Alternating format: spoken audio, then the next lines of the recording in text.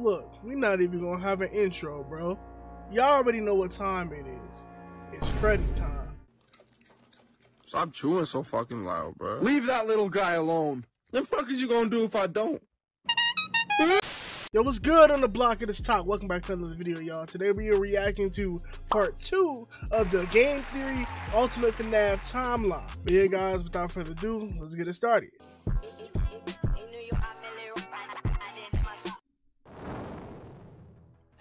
Internet, welcome to Game Theory. What's good, Matt? How you doing, bro? 7 of the FNAF timeline script. Last time we covered Page the 7, origins of okay. Freddy's. We talked about William Afton's childhood dream project of making a we remember singing bear that. come to life, and the infuriating moment that his dream is copied by a rival. He got franchise his whole play the stole bar of the for two bar. franchises results in William meeting Henry, a brilliant designer with a knack for robotics. Working together, they make Fredbear's flourish, spawning popular Saturday morning cartoon shows, toy lines, and spin-off restaurants under the Fazbear name. When last we left him, Afton was thriving, the world of robotics opening his eyes to new and exciting ways of bringing characters to life. But he became obsessed with it. Yeah, that was his core driving force, his passion. And it was this very passion that would mutate, twist, and morph from here on out in the story. Because with life, there is inevitably death. Something that Afton would become intimately familiar with. But before Afton acquaints himself with death, I remember that, bro. You to take some time to Spring acquaint Trap. yourself with our newest channel. We're gonna skip this, bro. We're gonna skip this, bro.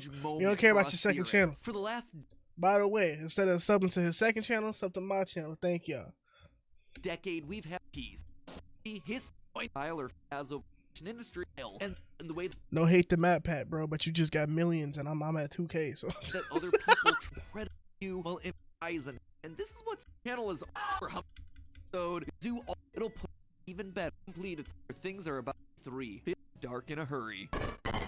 Alright, y'all.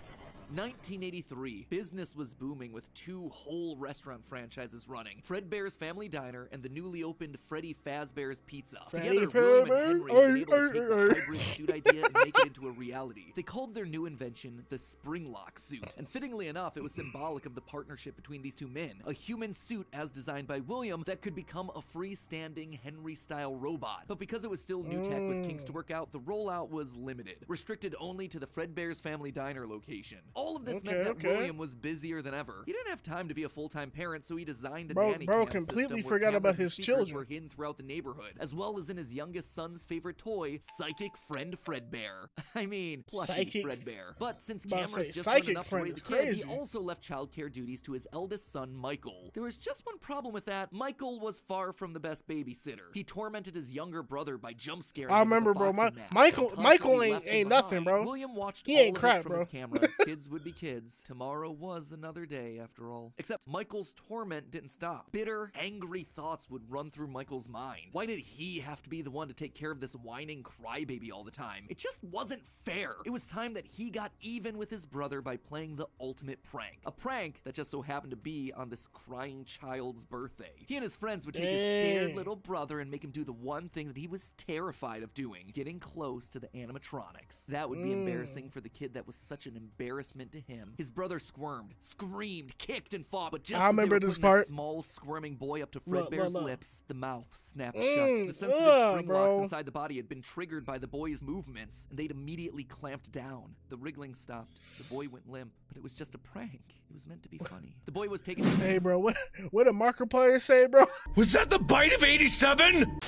The hospital and was immediately given an IV. Flowers and pills filled the nightstand next to his hospital bed, but the damage was too severe. He couldn't recover. As the younger brother's consciousness began to fade, he could hear Michael's last words, a small and flimsy apology. But his father, Williams, through the voice of the Fredbear plush, were a firm and committed promise to a dying son. You're broken. I will put you back together. This would not be the end. No matter what, Williams' son would live again. It would just so his time dad was the that plush. Right now, he just didn't have. His young son Afton was the boy faded into the inky unknown of the afterlife. In the aftermath of the tragedy, changes started happening around the restaurants. Kids were now required to wear security wristbands to prevent anyone from getting outside without parental permission. Any kid who approached the exit without permission would have to answer to the security puppet, a marionette on strings that could fly around on rails across the restaurant to stop kids in their tracks. It was William's idea, inspired by Michael across the whole restaurant, though? Without his brother. In the Imagine how loud that is, bro. Failure, all the hybrid suits were flying across the restaurant away at the nearby Freddy Fazbear location. It was yet another tough pill to swallow follow after all the hard work that he and Henry had put into them. William would eventually bury the boy's small body in a remote location out in the woods right alongside his drive into and out of work every day. For real? The death of this little boy sent the family spiraling. His wife, crippled with grief, was so distraught that all she could do was sit and watch TV. But his son Michael was far worse. Complaining of seeing hallucinations of a golden bear standing outside of his window, the boy was so racked with guilt that he was convinced that he was being haunted by the ghost of his brother stuck inside the suit that took his life. The suit's three-toed feet digging into the wet earth. The words, "It's me," ringing through Michael's ears. Some nights, Michael would even go so far as to break out of his room to check the gravesite and ensure that his brother was still there. As for William himself, he disappeared into his work and his drinks. So Michael Junior, was the one that buried his brother. Son's gravesite. He found himself going there more and more frequently, spending longer and longer amounts of time there. The bar gave him a place to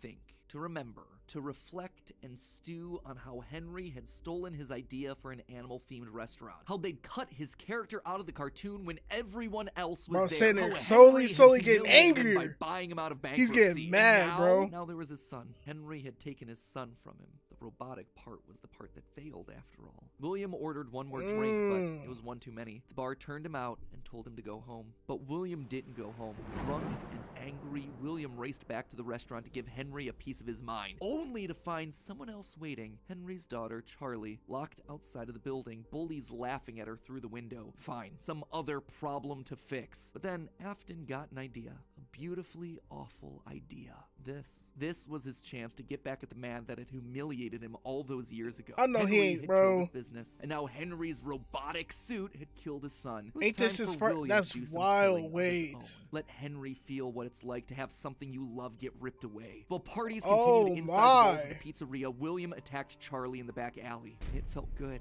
He felt free. The years of resentment and bitterness trapped in his heart William ain't nothing, bro. Pure, unapologetic evil. He ain't shit. Make Henry hurt like he hurt. Oh my gosh. And in that moment, William became a killer. He dropped Charlie's lifeless body and drove home. Why is she sitting there slumped like that? Later that night, appalled, but also a little excited by what he had just done. Charlie's death would remain on the books as a random act of violence. And though Henry had suspicions about William, there was no physical evidence, nothing that could link him back to the crime. In the weeks that followed, Fredbear's Family Diner would close for good. 2 high-profile deaths around the restaurant with 2 grieving owners in such a short period of time was just too much bad press. My main question is, bro, I have heard, this is besides the point, but I have heard that, like, is it true that the books are linked to the, it's like a huge debacle that the books are linked to the actual game story, and like, I don't understand why that shouldn't I be, isn't that like an obvious thing? I don't know, bro. Y'all can correct me in the comments, bro.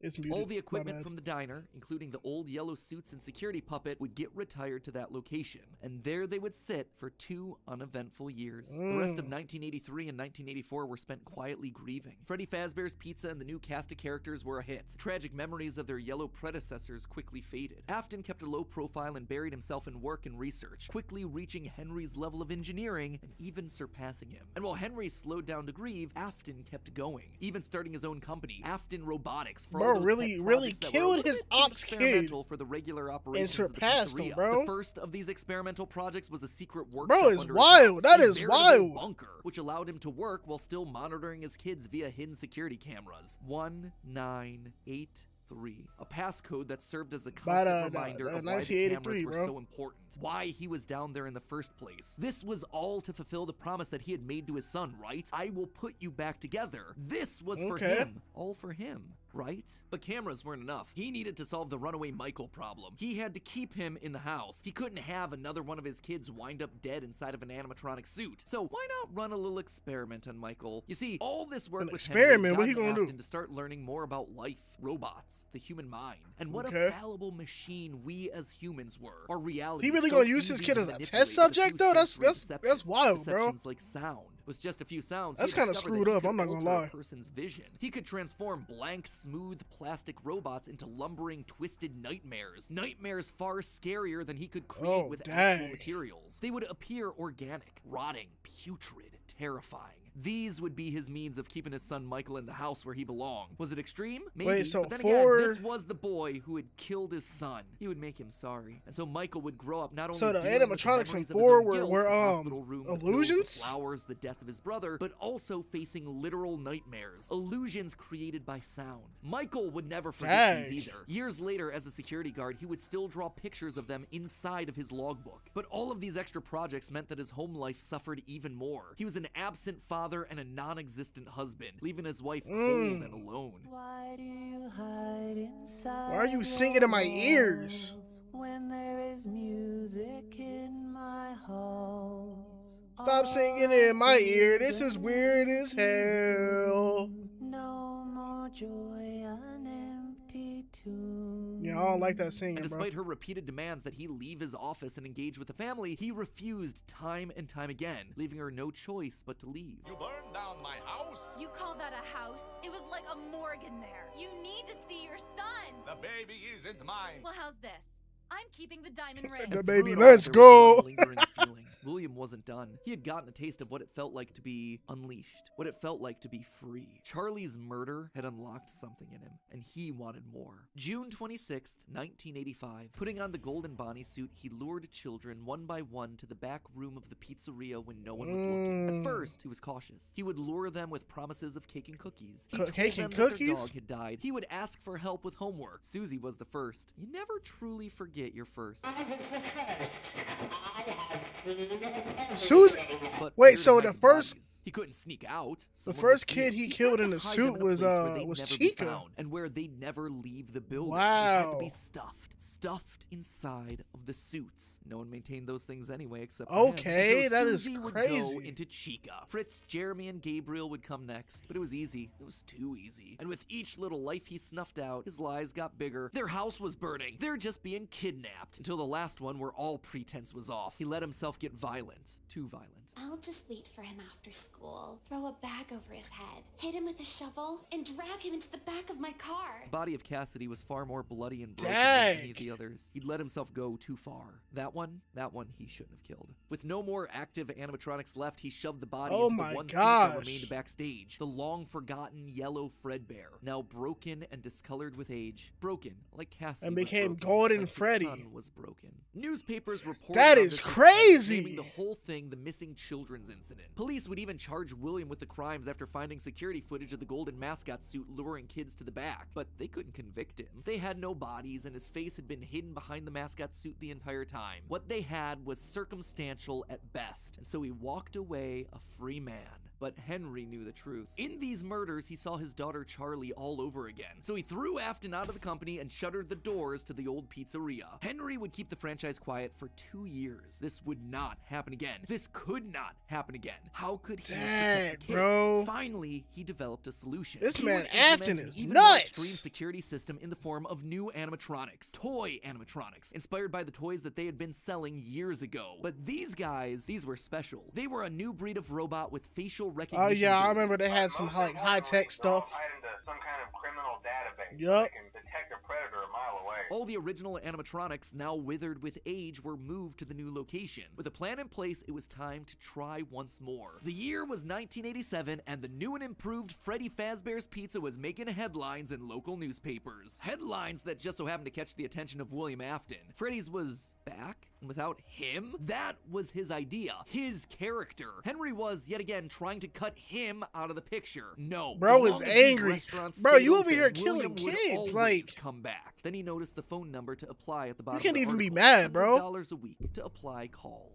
Afton would go back, not as an owner or co-founder. He would go back in the one place that they would least suspect him, a lowly day shift security guard. And there it was, buried in the back of parts and services, mixed in with the old withered animatronics, was the Golden Rabbit. With the yellow security badge still on his chest, he used his crank to pull open the spring locks. It was time for Bonnie to give an encore performance. Someone used one of the suits. We had a spare in the back, a yellow one. Someone used it. Now none of them are acting right. So that was- I understand the building is on lockdown. No one is allowed Oh. to go out, especially concerning any previous employees. When we Whoa, that is wild, bro. Our position just became. That is actually crazy. 1987, 5 more kids. He didn't know what felt better, getting back into the suit after 2 long years of waiting, or knowing how devastating this would be to Henry the next morning. He didn't even try to hide his crime this time, just meant more blood on Henry's hands. He'd failed to protect the kids again. The restaurant had only been open for a few weeks, but William was sure that this would get it to close. Wow, Good. y'all. If he couldn't have Freddy's, no one would. Whenever a new pizzeria opened, he would be there. But as he sat in his bunker, something else started to linger in William's mind. He had seen something strange. The old withered animatronics, they had been wandering around the building, spurred on by the puppet. It was almost like those old robots were trying to save the kids. Save them? They couldn't, obviously, but still, how were they moving? It was almost like they had been given life somehow. Did he have something to do with that? The following day, the news would report a security guard getting bitten by one of the animatronics during the day shift. Was that bite meant for him? William's curiosity was stronger now than his bloodlust. He had to learn more, but how? There was no way he'd ever be able to get inside another Freddy's Pizzeria. Heck, there was practically no way a Freddy's would ever open again. He needed to create something new, something brand new. He needed to create his own pizzeria. Due to the massive success, and even more so the unfortunate closing of Freddy Fazbear's Pizza, it was clear that the stage was set, no pun intended, for another contender in children's entertainment. Circus Baby's Pizza World. This would be the place where he could continue his work. No longer just murdering, experimenting. He needed more kids, and he needed them alive. And knowing that he couldn't show his face on the restaurant floor, he needed a way of remotely capturing his victims and preserving them for his work. With that goal in mind, he designed a new breed of animatronic. Their endoskeletons fluid and flexible. He equipped them with sound lures that could mimic voices. They could isolate children. They could incapacitate and contain them with zero. Bro is living in the future. Golly. He was brilliant. Far beyond the simple bars and wires of Henry's designs. And the characters he chose for this were uniquely his. His new roster wasn't going to be tainted by Henry's disgusting barnyard bird. Instead, it was back to his characters, his creations. Freddy, Bonnie, Foxy, as well as 2 special ones. The first, Ballora, was an homage to the woman who left him. Now she would never leave him again. The second, the titular baby, was designed with his baby in mind. Elizabeth, his youngest child. She would always be Daddy's little girl, the one that listened to him, the one that obeyed until the day that she didn't. Daddy, why won't you let me play with her? She's so pretty and shiny. Didn't you make her just for me?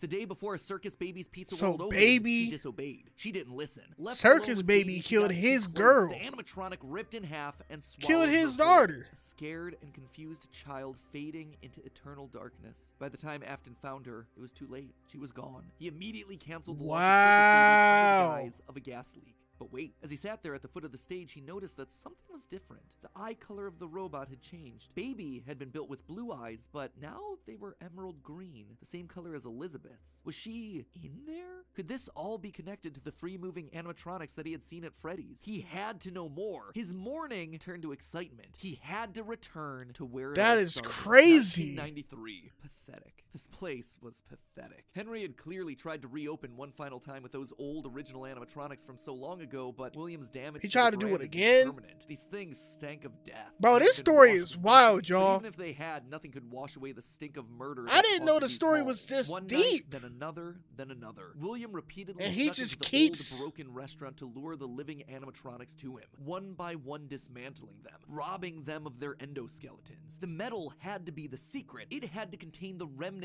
of life itself. But he had to know for sure. Leaping out of a room that was invisible to the animatronics programming, he dragged the oversized robotic skeletons back to his underground workshop, back to where Circus Baby watched on with glowing, curious eyes. Eyes that somehow felt alive. Not knowing what else to do, William melted the robotic parts down. 5 animatronic endoskeletons reduced down to one silvery puddle of goo. Could he transfer this living metal to his own creations? He had to try. He picked up a syringe and filled it with the molten metal and injected the goo into Funtime Freddy's twisted, wiry endoskeleton. And suddenly, the coils came to life. Like snakes writhing in a pile, what had once been cold, lifeless metal moved and jolted on its own. He'd done it! He had unlocked the secret to life itself. Except something was clearly wrong. The movements were erratic. Bro got a metal Frankenstein. Like, what? Didn't act this way. She had been calm, collected. This was clearly something else. Something mindless and frantic. Perhaps by mixing the souls and then portioning them out, he had created incomplete complete beasts. He would need to keep testing to truly understand it. He needed more of this remnant. As he searched the old pizzeria one more time for any remaining scraps of metal, the ghosts attacked. His past victims come to collect their due.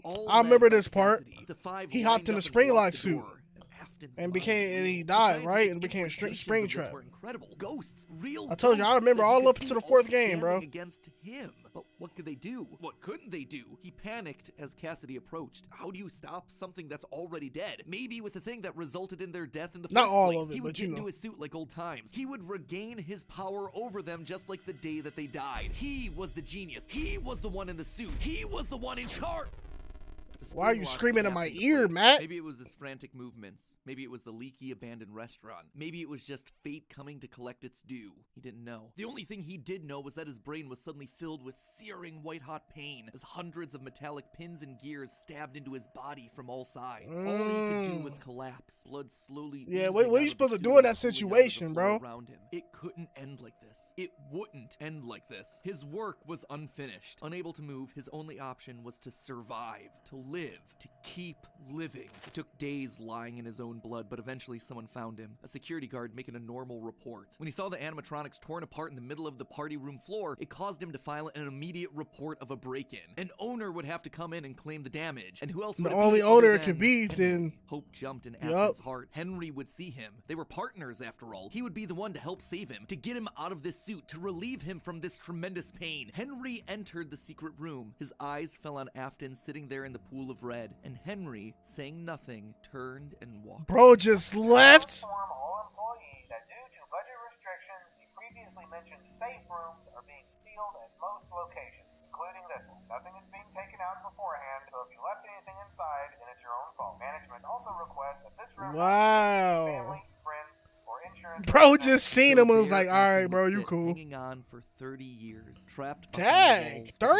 Iron will that refused to die. End of this part. I say this part because it's not officially wow, that is crazy. Yet, but this just felt like a really solid stopping point, and the episode has gone on forever. Okay, so most of this is things that we already knew, stuff that's been established and reestablished time and time again by the games. That said, there are two things that I absolutely have to address. The first and biggest is the placement of Sister location, or more specifically, Elizabeth's death. To me, evidence in game seems to suggest that it was meant to come before the crying child's death in 1983. The biggest clue to this is that the crying child saw something. Remember what you saw is the phrase that's repeated over and over again by psychic friend Fredbear, aka William Afton speaking through a walkie-talkie in the Fredbear plushie's stomach. But what did he see? Well, I think we can tell based on how the nightmare animatronics are visualized. They have mouths in their stomachs, just like Baby ripping in half at the waist to swallow a kid. There's also the empty girl's room. Wait, so real quick, I thought that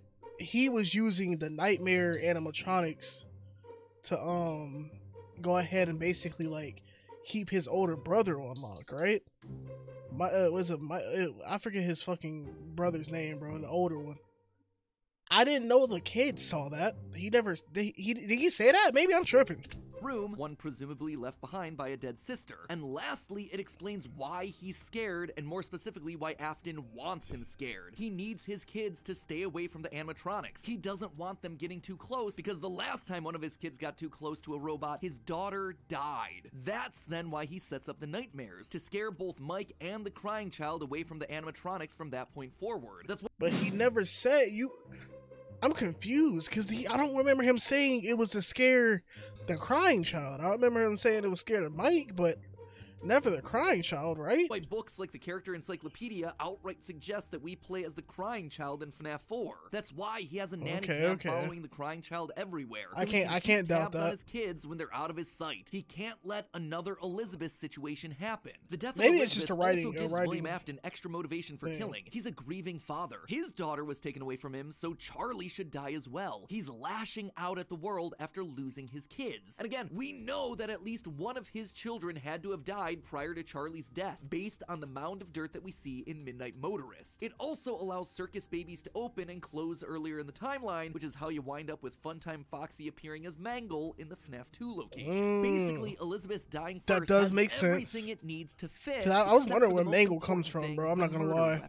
Why would Afton be building an animatronic with a giant claw in its stomach so early in the timeline? At this point, he just has no motive. It just doesn't make sense prior to 1983. At this point in the story, he hasn't killed anyone, and we know for a fact that the missing children's incident is 1985. So Elizabeth's death coming before any of those events just doesn't work, hence why I placed it where I did in the narrative timeline. Afton's death here is also a bit tricky. We know that he returned to the FNAF 1 location to break down the original animatronics in order to harvest their remnant. We know that he melts down 5 things to become one thing. Candy Cadet makes that very clear. So the 5 things are the 5 endoskeletons from the various animatronics. That would be totally fine if it weren't for one huge problem. On his 5th visit to the pizzeria, Afton gets spring locked. So either the 5 becoming 1 starts in 1993, but then finishes 30 years later when he reemerges from the wall to add the last endoskeleton to his pile, or he's had himself some reason to return to the original location after harvesting all the stuff that he can. It's not ideal, but it's the one angle that makes the most sense. And with that, this next chapter comes to a close, thereby leaving us with 5 more games to cover and another 40 plus years of Fazbear history. Golly, bro, that is a lot, man. I did not know most of that. I didn't know that he was using that in FNAF 4, the Nightmare animatronics were were like fake, bro. Like I was wondering, like, where did they come from? And they don't never show up again. We gonna get started with the game soon though. But yeah, y'all. Thank you guys. Love you guys, and I'll see you guys later.